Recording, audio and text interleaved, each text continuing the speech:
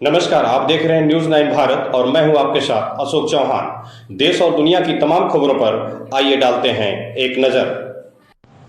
भारतीय जनसंघ के संस्थापक शिक्षाविद चिंतक डॉक्टर श्यामा प्रसाद मुखर्जी का बलिदान दिवस गांधीपुरम सेक्टर में बड़ा बाग हनुमान मंदिर पर श्रद्धापूर्वक मनाया गया। इस अवसर पर पार्टी के वरिष्ठ नेता सौरभ जैन ने कहा कि डॉक्टर साहब ने कश्मीर से कन्याकुमारी तक अखंड भारत का स्वप्न देखा था, जिसको धारा 370 हटाकर वर्तमान सरकार ने पूर्ण किया है। मंडल महामंत्री मोहित भट्ट ने कहा कि समाज के अंतिम पायदान पर खड़े व्यक्ति के विकास के चिंतन की रूपरेखा जो श्री श्यामा प्रसाद जी ने बनाई थी, वर्तमान में वह चरितार्थ हो रही है।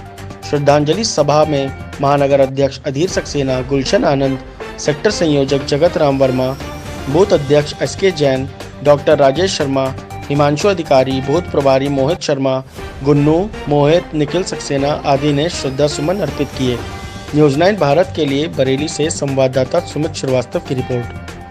आज बड़े गर्व का दिवस है कि आज हमारे जनसंघ के संस्थापक और भारत सरकार की प्रथम जो सरकार बनी थी, जिसके प्रधानमंत्री जवाहरलाल नेहरू जी थे, उसमें वित्त मंत्री रहे और कलकत्ता विश्वविद्यालय के कुलपति रहे, ऐसे शिक्षाविद, चिंतक, और जहां हुए बलिदान मुखर्जी वो कश्मीर हमारा है, ये चिंतन जो देकर गए भारतीय जनता पार्टी जो आने वाले वर्ष में 1980 में बनी, उस चिंतन को पूरा करने का काम ऐसे हमारे माननीय लोकप्रिय प्रधानमंत्री श्री नरेंद्र मोदी जी ने जिसकी पूर्ति की 370 ला करके, ऐसे महान चिंतक का आज बलिदान दिवस है।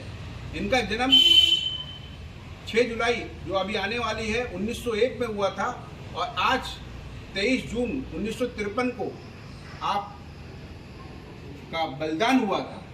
लेकिन मात्र 51 वर्ष की अल्प आयु में ही अखंड भारत की संकल्पना जिसने विचार कर ली हो, इस प्रकार के एक युवा दृष्टि से युवाओं को प्रेरित करने वाले ऐसे व्यक्तित्व का आज बलिदान दिवस है, जिन्होंने जनसंघ की स्थापना भी की, जो सांसद भी रहे पश्चिम बंगाल विधान परिषद के, और तमाम निष्ठाओं को, तमाम चिंतन को, जब भारत आज़ाद हुआ तो किस प्रकार से हम भारत की प्रगति के बारे में, भारत की उन्नति के बारे में, भारत को किस प्रकार से आगे बढ़ाया जाए, भारत किस प्रकार से तरक्की कर सकता है, किस प्रकार से 2047 में जो विकसित भारत की संकल्पना वर्तमान सरकार कर रही है, उसकी नींव रखने वाले ऐसे श्यामा प्रसाद मुखर्जी का बलिदान दिवस है आज।